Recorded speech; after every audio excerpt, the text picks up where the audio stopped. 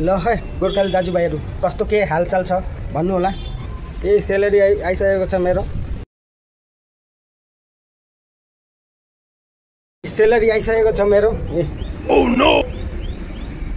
Salary आएको छ। अब यसलाई के गर्ने कसो गर्ने तपाईँलाई भन्छु। 10 तारिकदेखि सेलेरीको लागि यति भन्दा ल हुन्छ दिन्छु नि भइहाल्छ नि भन्ने हो। तर पैसा नपठाउने हो। यस्तो गर्दा गर्दा टाइम पार गरौँ। अनि मैले पनि सोचेँ होइन एउटा सोसियल मिडियामा भिडियो हालिदिउँ। पेमेन्ट दिएको छैन आज 13 तारिक भइसक्यो भनेर त मैले हालिदिएको थिएँ। उसम्म पुग्यो होला सायद। त्यही भएर तुरन्तै हिजो पैसा पठाइहालेछ। अरू अलिकति क्यास दिएको छ अलिकति अनलाइन त त्यही भएर हिजो सोसियल मिडियाको पावर देख्नुभयो होला नि। भिडियो पोस्ट गर्ने बित्तिकै कल आयो। के भयो मैले भने पैसाको जरुरत छ घरमा दिन छ यता बिजुलीको बिल रेन्ट बहुत कुछ छ त दिनु त पर्यो नि। कहाँबाट आउँछ परदेशमा त परदेशमा जति पनि हुनुहुन्छ दाजुभाइहरू लाइक कमेन्ट सेयर गर्नु। अरू तपाईँहरूको दुःख म पोख्दैछु। पेमेन्टको लागि महिना ढाड दुखाएर काम गरौँ हो छैन पेमेन्ट भन्ने हाल्दैन। 10 तारिक आएपछि आफूलाई मनमा कहिले पेमेन्ट आउँछ गोजीमा रित्ती रहेछ सुक्खो छैन भन्दै आशा गर्दा 10 तारिकदेखि 11 तारिक हुन्छ फोन गरौँ हाल्छु नि भइहाल्छ नि भरे भोलि भन्दा 14 तारिक 15 तारिक 10 तारिक दिने पैसा यत्रो लेट गराउँछ। ये भगवान क्या जुलुम है। मासालेहरू काम गरिन्छ महिनाभर अरू पैसा पाउनको लागि 3-4 दिन त यस्तो हुन्छ कि 10 तारिक दिने पैसा आज पनि दिएन भोलि हिजो पनि दिएन भन्दा मन दुखेर काम गर्न मन लाग्दैन हो। कस्तो हुन्छ नि पैसा कहिले दिन्छ तब राम्रो हुन्छ। गोजीमा पैसा आउँछ केही खान मन लागेको खाइन्छ। घरमा पनि अब फोन गर्छन् पैसा पाएन 10 तारिक पाउनु पर्ने। उनीहरूलाई त के थाहा 10 तारिक दिन्छ भन्ने थाहा छ र हामीलाई थाहा छ 10 तारिक कन्ट्रोल 10 तारिक पछि 11 तारिक एक दिन त म ड्युटी गइनँ। साले पैसा दिँदैन काम गरेँ यहाँ हात दुखेर पाखुरा दुखेर यत्रो कष्ट गरिन्छ। पैसा भन्ने दिनै खोज्दैन।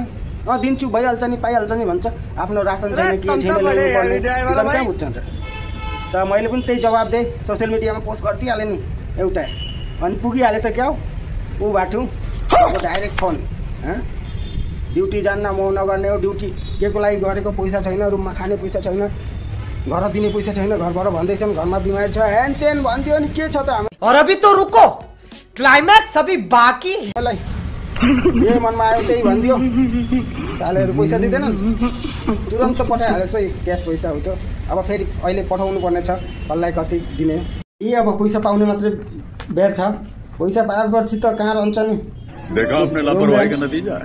रुम रेन्ट रेसन खर्च बिजुली बिल घरमा अरू आफ्नो त रिचार्ज सुसा छ।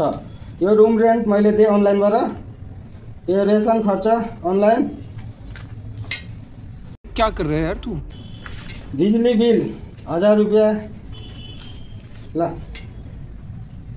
घरमा दिने 5000 1 2 3 4 5 5000 बिजुली बिल 1000 घरमा दिने 5000 1500 1600 1700 1800 ल 1800 ही बाँचेछ मसँग। अरे बाप रे ये तो धोती खोल रहा है। अब यसले फेरि 1800 को तपाईँलाई एक्जाम्पल बुझाउँदैछु म। हेर्नु पैसा चाहिँ कहाँ बज्दो रहेछ मसँग। अरू मोबाइलको रिचार्ज छ मोबाइल कभर कहिले टेम्पर फुट्छ त्यो हाल्नुपर्ने। अब रेसन ल्याउने 1500 जान्छ मसँग बच्यो 300 रुपियाँ। देख्नुभयो त पैसा आउने मात्रै डेली जाने त टाइम लाग्दैन। यता दियो उता तिरो रेसन त महिना दिनको लागि ल्याउनै पर्यो।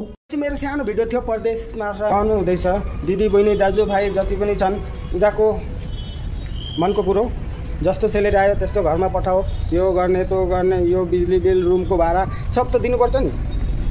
त्यो दिएर कति बाँच्छ त्यहाँबाट फेरि महिनाभर चल्ने रेसन जेब खर्च है। त्यो सानो मेरो भिडियो थियो मेसेज परदेशी दाजुभाइहरू हुँदो रहेछ। तपाईँहरूले यो भिडियोलाई सेयर गर्नु लाइक गर्नु फलो गर्नु मेरो पेजलाई। त्यो नेक्स्ट भिडियो चाहिँ बवाल आउने छ नेपाली हिन्दी जुनमा एउटा नेपाली भिडियो गर्छु एउटा हिन्दी। अब चाहिँ हिन्दी गर्नेछु नेक्स्ट, नेपाली 2टा गरेँ। त जय गोर्खा।